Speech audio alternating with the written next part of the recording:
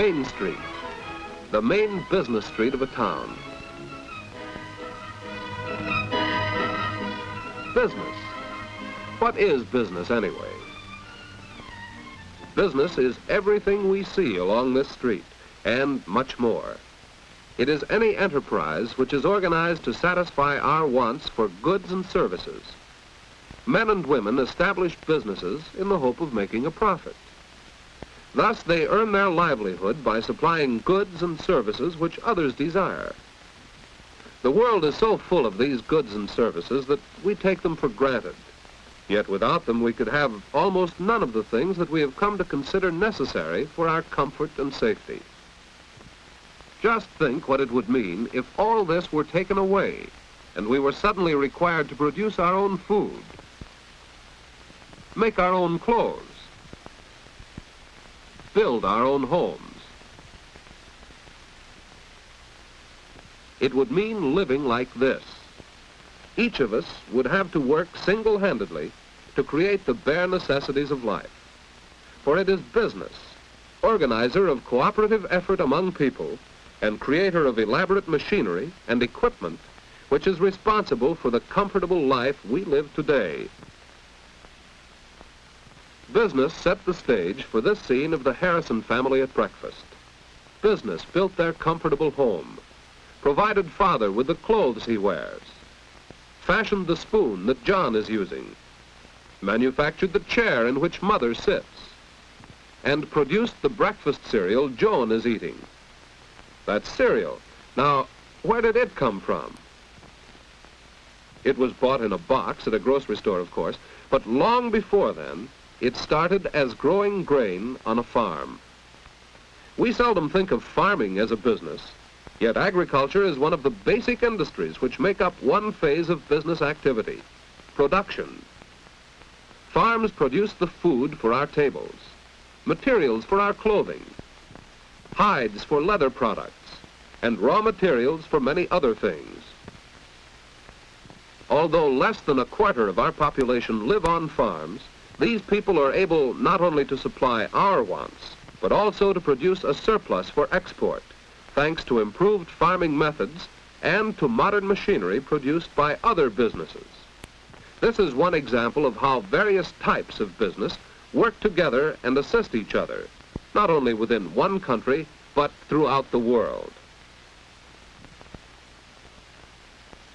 Lumbering and fishing make up another of the basic industries which supply raw materials to our business system. Wood pulp for paper, lumber for our houses and furniture, fish for direct consumption and for canning. Still another basic industry is mining. Many things we use every day have some sort of metal in them, but mineral ores cannot be used in their natural state in making the products we need and want. They have to be refined and fabricated by the various heavy industries.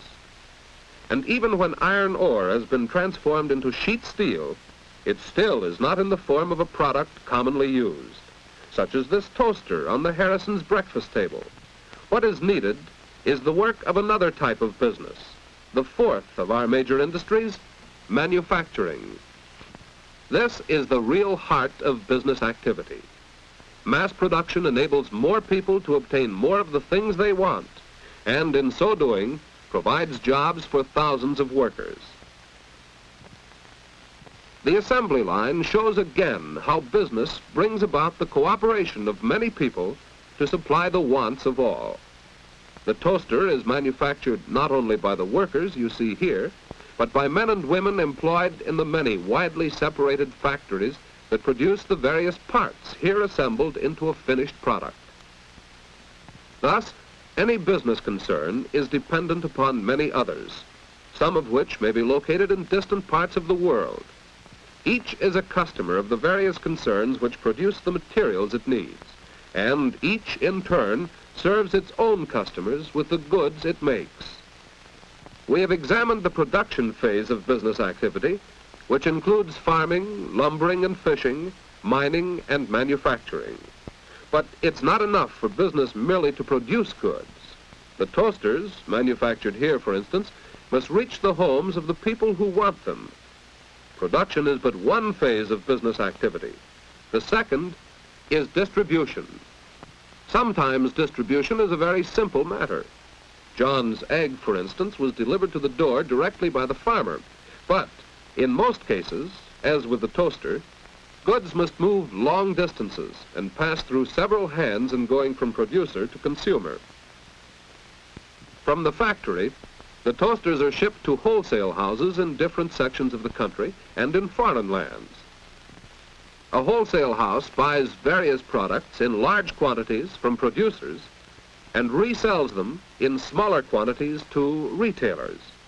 For many of the products we use, the wholesaler acts as an important link in the chain of distribution. From the wholesale house, the goods are distributed to various retailers, the merchants who deal directly with the ultimate consumers, the people who use the products. The retail store is the part of the distribution system with which we are most familiar. All retail stores, no matter what kind of merchandise they handle, have a common purpose: to sell goods directly to consumers. It was a retail merchant who sold the Harrisons their toaster. Production, distribution, and there is yet a third phase of business activity, one which neither produces goods nor distributes them, but whose chief function is to provide needed services. When Mrs. Harrison makes out a grocery list, she doesn't need to carry it to the store. She may instead telephone her order. Communication by telephone, telegraph, and radio is one of the truly vital services provided by business. The ability to communicate rapidly with people across the town and across the world has helped bring about more widespread cooperation among different business organizations, and consequently has made all business activities everywhere more interdependent one upon the others. Another essential business service is transportation.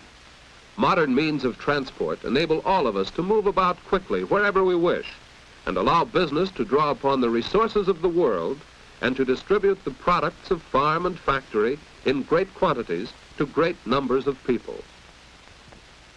Rapid transportation and communication have made the world of business truly one world. Banking is another business service which is vital to all business. A bank is a nerve center of the financial transactions by which goods and services are exchanged. There are countless other types of service businesses, providing lodging, supplying food, offering entertainment, and a variety of other services, many of which are essential to our modern mode of living, and all of which help to fulfill our desires for a higher standard of living and a fuller enjoyment of life. Service enterprises, like those engaged in production and distribution, are started by people who hope to make a profit by satisfying other people's needs and wants. Profit is the lifeblood of business. Owners of enterprises would be forced out of business if they operated at us. We have seen what business is and something of the part it plays in the life of a family. Now, as Mr. Harrison sets out for work, we are again reminded that business is also employment. In functioning to satisfy our needs and wants for goods and services, business provides the means of livelihood for most of the working population. To understand business and its main phases of production, distribution, and service is to understand much of what goes on about us every day. For the world we live in is a world of business.